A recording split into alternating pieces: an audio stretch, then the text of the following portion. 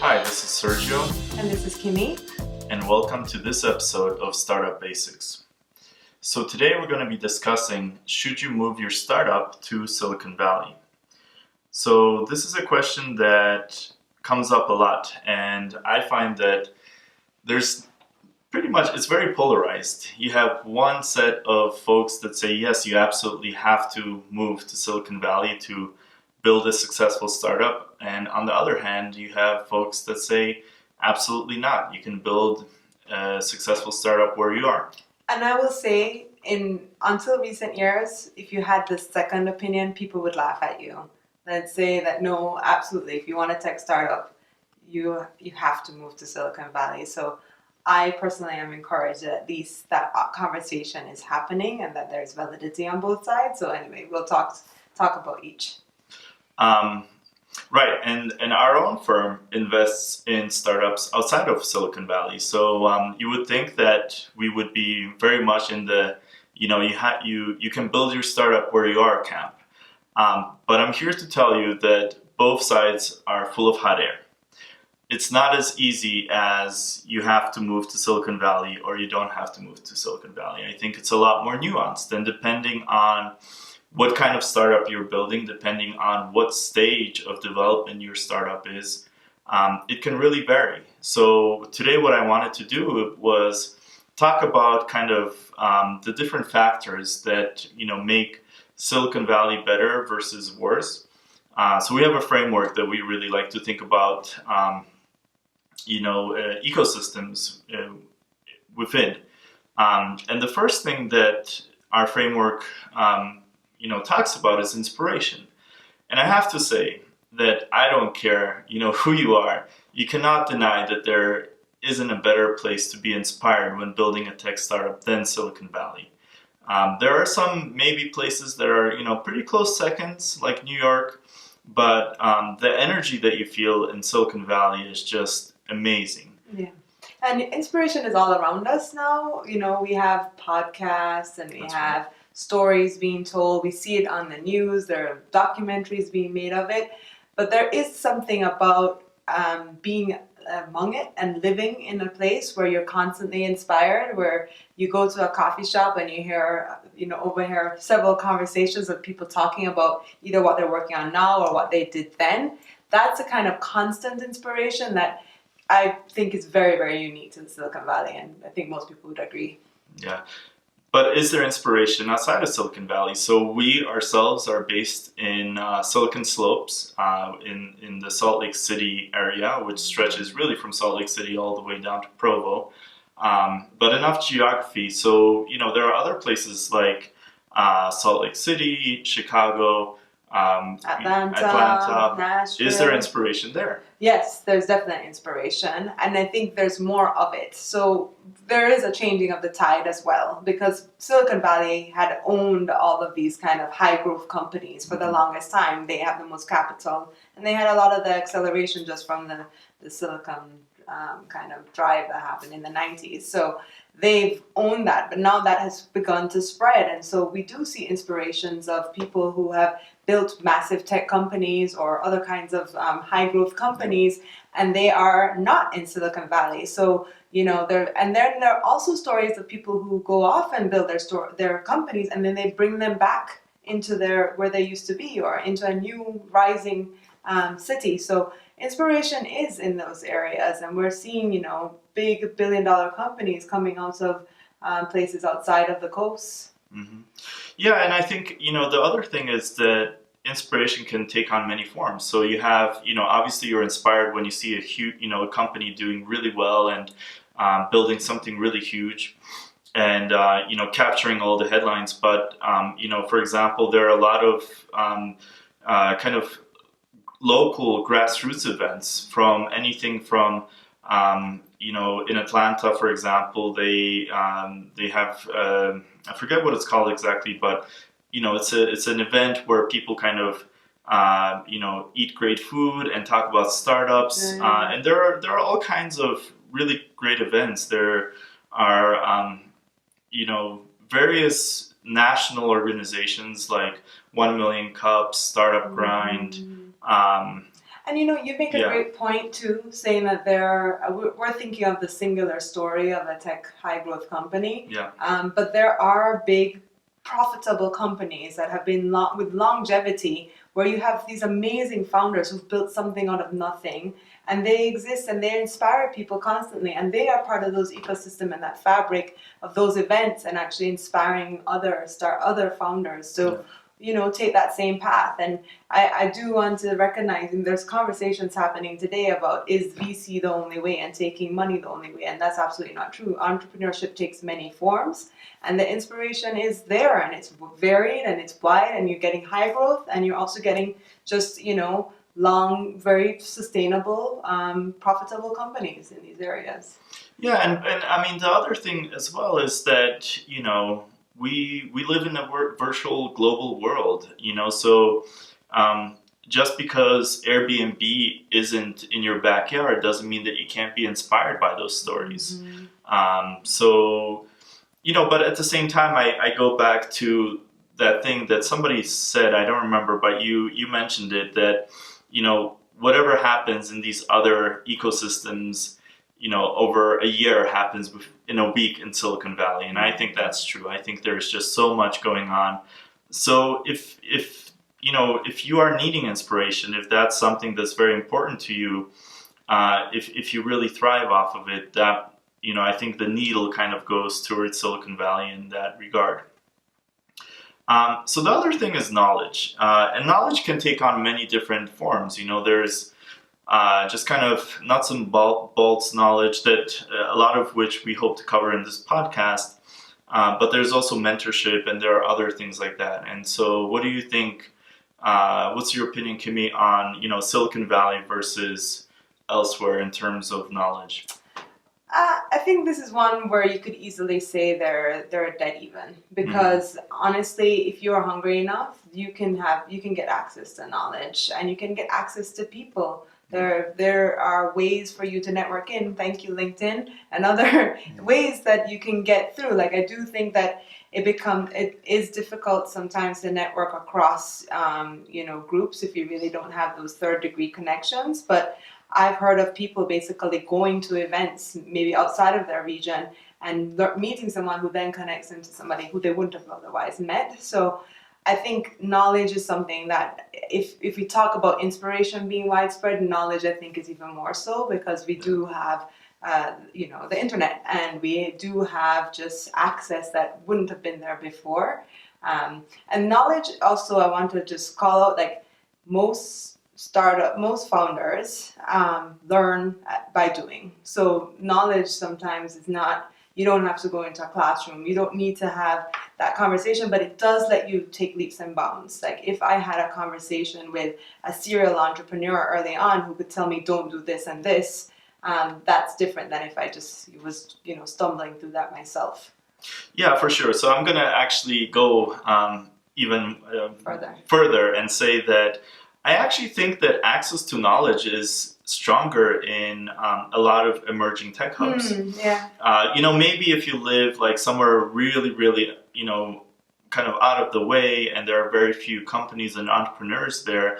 But in a lot of, I think, kind of, slightly bigger tech hubs, I think mentorship is so much easier to get, because the dynamic that I found in talking to a bunch of different people in various, ecosystems in various communities, is that in these I don't want to call them second tier, but in these rising tech hubs, entrepreneurs are a lot more giving, because they really take pride in their community. Let's say, whether it's Nashville or Salt Lake or Chicago or Atlanta, they really take pride in their city, and they go the extra mile to talk to budding entrepreneurs. That's what I found. And to be a part of actually that whole system. I think to some extent that is true. Like, we saw how Colorado rose. It was a lot of just like entrepreneurs that had gone away and come back, and then wanted to help that ecosystem, wanted to help founders, and we're trying to find ways. And we see that here in Utah as well. So I do think there is some of that. I will then also, just to play devil's advocate, say though, the number of people that may be available to you may be different. Sure. And I do think when you're in Silicon Valley, you may think to yourself, and I was guilty of this too, like I have to talk to, the best of the best. I need to talk to, if I'm going to do a social network or something that's going to be on an ad platform, I need to go talk to Zuckerberg. But there's plenty of other founders you can talk to. So I think there also is some of people letting themselves get shut out of the knowledge because they think they have to get to the top of echelon. Yeah, and I think that without a doubt there are, just like there's a lot more kind of inspiration in Silicon Valley, there are definitely, and the reason why that is because there are a lot of entrepreneurs that have had success that are still there. And so kind of, following that same logic, there are also a lot of mentors there because you have a lot of successful entrepreneurs that have gone through it. Yes. But at the same time, I feel like the density of entrepreneurs is also a lot higher right. of aspirants.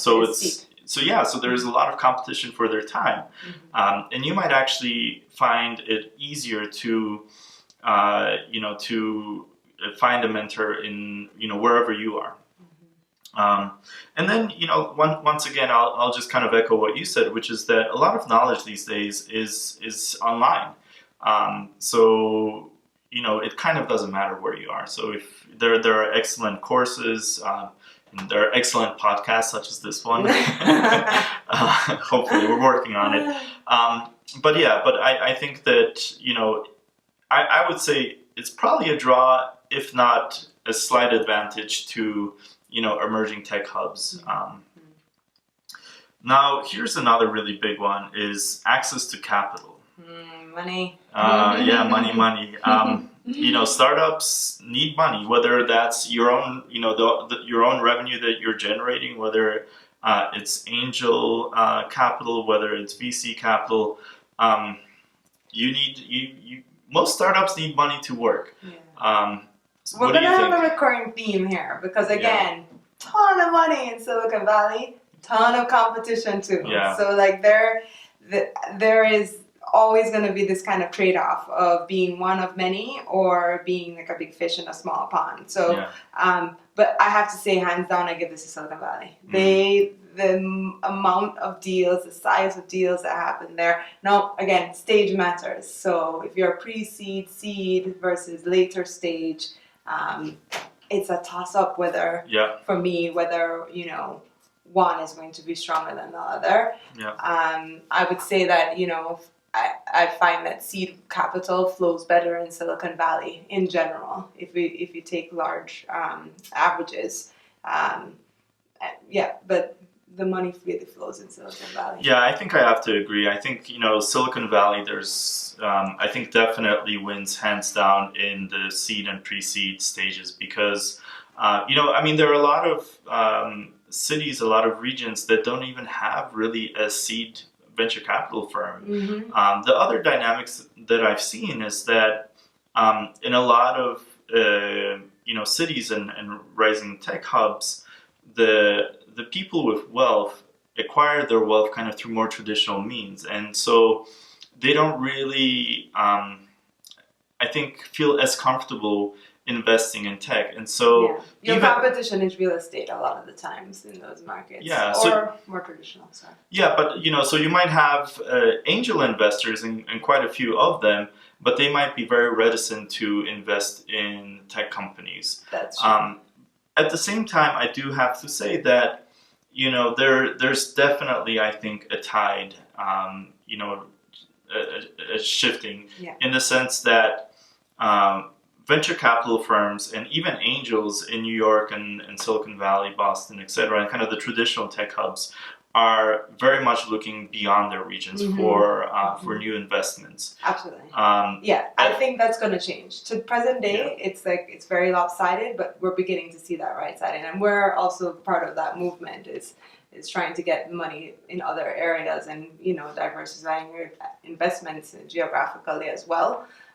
But yes, money is flowing out, and then I think a lot of times too, there's more investments even locally. People are now placing themselves in these areas as well. With money, it's really about knowing how to navigate it, because you can be in a place like Silicon Valley and not be able to get funding. So it's knowing the system and knowing how to navigate it and knowing where your best options are. Mm-hmm. Yeah, totally. So yeah, I think once again this is a very nuanced question, and then some regions specialize in certain industries. Good So point. there are so for example, Nashville is really big in life sciences, as is Utah, and so you might actually be a lot, you might be able to get capital in a specific industry wherever you are. But you might have to look beyond your region to Silicon Valley, New York, or Boston if you're in a different industry. Very true. Okay, talent. I think this is the classical example or the classical argument for why you have to move to Silicon Valley, because there are tons and tons of the best, the most amazing software engineers and hardware engineers. Marketer, sales, all of it. Yeah, in Silicon Valley.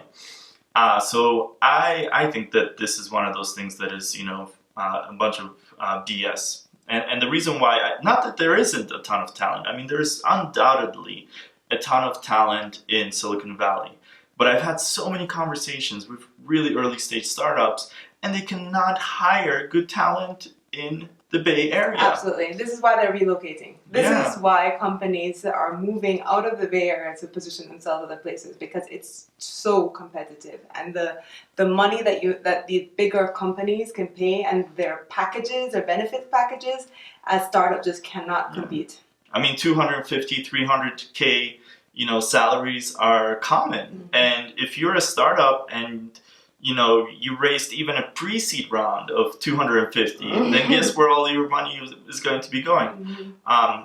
So, and at the same time, you have places like Austin with University of Texas, you have Atlanta with Georgia Tech, you have Chicago with a lot of great schools. There are a lot of, and even in Salt Lake City, the University of Utah and BYU and Utah State are producing really great engineers. Mm-hmm. So I think in emerging tech hubs, there's definitely, I think, a certain lack of talent as far as, executives, but I think it really applies to later stage startups. I think for really early stage startups, if you are, I would say, pre-seed and maybe even up to Series A, I think you'll probably have a much easier time finding talent where you are, unless you're, really kind of in the middle of nowhere and don't really have a ton of access to talent. Yeah, think about where the schools are is what I always go to, and where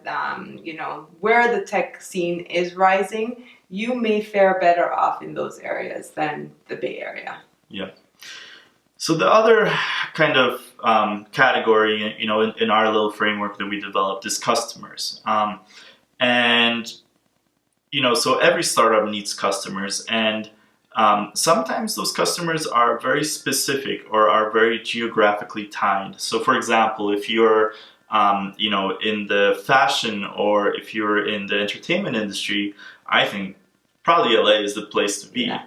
And LA, New York. Yeah, and at the same token, if your startup is building a product for other startups, like let's say Parse, which some of our friends started, that I think has to go to the Bay Area. Or Docker is another one, So there are certain, I think, products and certain startups that serve kind of the tech industry that you really won't be you really can't beat the Silicon Valley in terms of access to customers and being able to kind of meet them on a regular basis and pitch your product, etc. And I think you can build, I think this one especially is the big it depends, because even I think if you're trying to reach customers in the tech industry, you can situate yourself close to the Bay Area. We are an hour flight away. Like, that's nothing. And I know people telecommute from Seattle down to the Bay Area. So it is possible, I think, to have access to your group no matter where you are. This one I really think is a toss-up. It really depends on what industry you're in and what kind of capital you have, because maybe you can't afford to be making trips every week to get to be doing sales calls. So if that's the case, try and situate yourself where your customers are. Yeah, I'm gonna have to disagree. I'm gonna have to say that, once again, if your product is serving the tech industry or startups, I think that that's a very strong argument for being in Silicon Valley, and I just don't think that you get the kind of access that you would have if you weren't based there. I'm ready to hear people tell me their stories to go against what Sergio just said, because I believe it's possible. For sure. So, I think, so those are kind of the main buckets that we usually think about. I think another really big or really important thing that sits on top of all of that is the stage. So we mentioned the stage of your startup in a number of instances throughout this conversation. And I really think that the later stage you are, probably the stronger the argument for being in Silicon Valley or New York or Boston or one of the traditional, tech hubs. And the reason why is because, you really have, in terms of kind of later stage capital, there's, I think, still no place that matches Silicon Valley. And then the other thing where, where emerging tech hubs, I think, are a little bit weaker is with senior executive talent. So if you are looking for, a really amazing, CMO or, head of sales, I think you would be really hard pressed to find a better candidate pool than Silicon Valley. Although, once again, there's a ton of competition. It depends on your startup too, because I think the other big hubs like, New York or DC, they have a plethora of candidates. And so this one, it depends on what your vertical is, because I think like if you're doing B2B sales or something, or if you're doing a government targeted platform, then you could probably benefit from a lot of the execs that have come out of private sector. Yeah. And I think the stage of, of your startup also, the other big thing is kind of your means and your burn rate. I think that if you make it to like a Series B or C, you're probably doing pretty well. You probably have, the kind of capital and investment where it really doesn't make that much of a difference between, your runway or your burn rate in Silicon Valley versus elsewhere. However, if you're a really early stage startup and you have, $50,000 of angel or like friends and family money or angel investment or even 250, that can go so quickly in Silicon Valley because of, talent costs, housing costs, office costs, etc. I think the economic cost is usually the biggest thing that will decide whether or not you should stay or not. Does the cost of because we all know it's very expensive to live in the Bay Area, does the cost outweigh the benefit that you get there or not? Yeah. And do you think you have enough runway to make it work? Because I think that's a large reason why even large companies, you mentioned, being in series and late series, like, a non-tech example, Jamba Juice didn't find it worth it anymore. They moved out of the Bay Area. So that's true. The economics are, I think, the hugest thing to look at if you are moving or considering to move into the Bay Area. Yeah. So should you move your startup to Silicon Valley? Yes, no. Maybe. It really depends. It's a very, very nuanced question that depends on a lot of different things. It depends on what's important to you as a startup. It depends what stage you're in. It depends what vertical you're in. And just to get past the work part of it too, I think you should think about your lifestyle as well. What matters to you and what trade-offs do you do? I mean, I'll tell you what some Bay Area people complain about. It's about being in traffic all the time and not being able to spend as much time because you have commute. So that's like one little thing to think about. Again, that's a small thing, but I think that's what this conversation is about. There are many things to look at, many pillars to look at. How is this going to affect your business? And do you actually have the runway to make this move? Is it better for you to stay, or will you be stagnating your business if you stay where you are? So those are the things, I think, if you just look at it from this framework and these kind of things that might affect what happens to your business and your life. So if you tuned into this podcast for a definitive answer of yes or no, we're terribly sorry to disappoint you. But hopefully, in throughout this discussion, we touched on some points that are really important to you. and it's a very personal decision. And if you have questions, definitely email us at podcast@betaboom.com. And tell us your stories too. Tell us your Why did stories. you stay? Why did you go? Or how did it work out for you? I'd love to hear some stories. For sure. So thank you once again for joining us for Startup Basics, and we'll see you next time. Bye.